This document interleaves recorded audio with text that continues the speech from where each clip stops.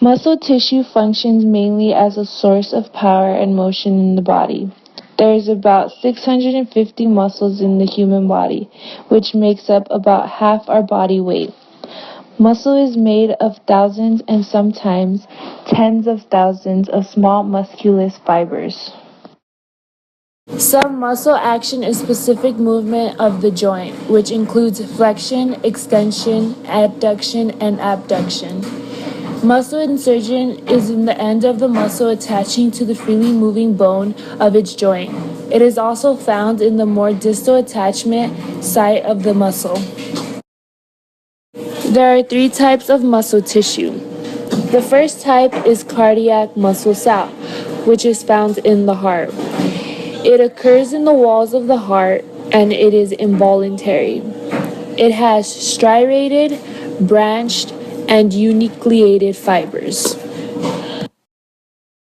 The second muscle tissue is the skeletal muscle cell, which is attached to bone by tendons. It is usually attached to skeleton. It is voluntary and has striated, tubular, and multinucleated fibers. The third muscle tissue is the smooth muscle cell. It occurs in walls of internal organs. It has spindle-shaped, non-striated, and nucleated fibers and is voluntary. Smooth muscle cell is created through the propulsion of substances along internal passageways. Nervous tissues are a group of specialized cells working in a system.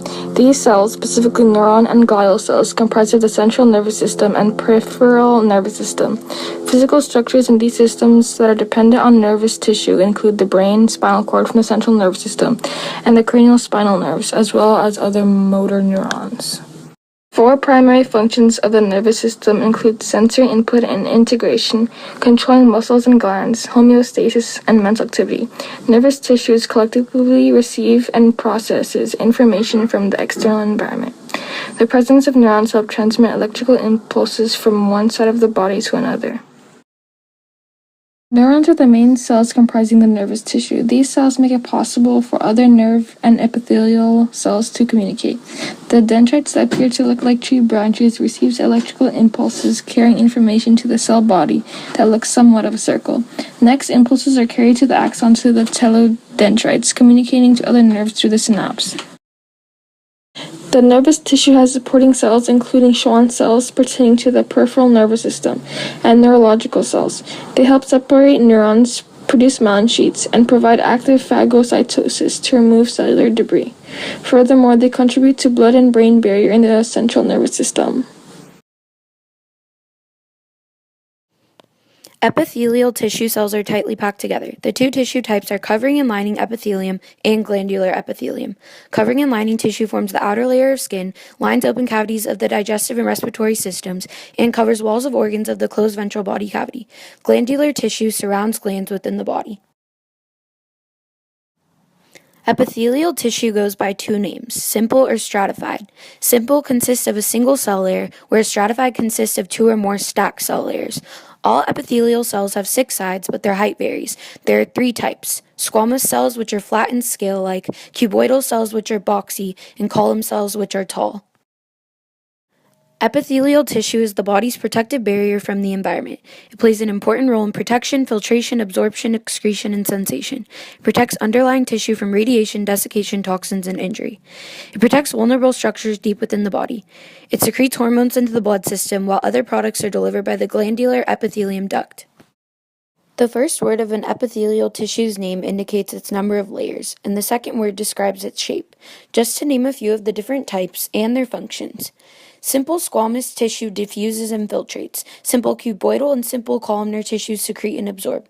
Stratified squamous, simple columnar, and stratified columnar tissues all provide protection. Connective tissue, as its name suggests, keeps the several components of the body structure together. It has 2 primary parts, a matrix and cells. A matrix can be fluid, semi-fluid, gelatinous, or ground substance accompanied by protein fibers.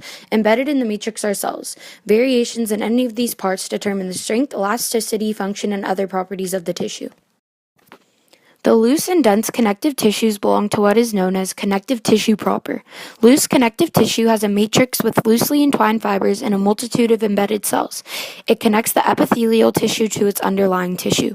Two commonly recognized types of loose connective tissue are adipose or fat tissue and areolar tissue. Dense connective tissue has a matrix with thick and dense fibers and sparsely embedded cells. The fibers in the matrix are mostly collagen and fibroblasts that are arranged in a row. It connects muscle to bone and links bones at joints. Two common types of dense connective tissue are tendons and ligaments. All of the remaining types of tissue are known as specialized connective tissue. Cartilage has a strong and resilient gel matrix, also known as the chondrine, which is accompanied by collagen protein fibers. It is found in abundant amounts in both the nose and ears, and serves as a cushion for both the skeletal system and trachea. Bones and marrow are another type of connective tissue. Bone, or osseous tissue, and its marrow can have a compact or spongy composition. This tissue has many functions. Bones attach components of the skeleton together, protect internal organs, store minerals, and enable movement. Red bone marrow produces blood cells, and yellow bone marrow stores chemical energy. Another type of connective tissue is blood. Blood tissue has a matrix made of plasma. Plasma is the component of blood that gives it its watery consistency. Plasma contains proteins and nutrients that are beneficial for the body. The cells embedded in the blood plasma are red and white blood cells and platelets. The most surprising and unrecognized type of connective tissue is the lymphatic tissue found in the immune system. It has a clear fluid matrix that is derived from blood plasma, as well as various embedded cells. The most common cells in lymph tissue are lymphocytes, or white blood cells. The primary purpose of this tissue is to fight off and protect against harmful pathogens.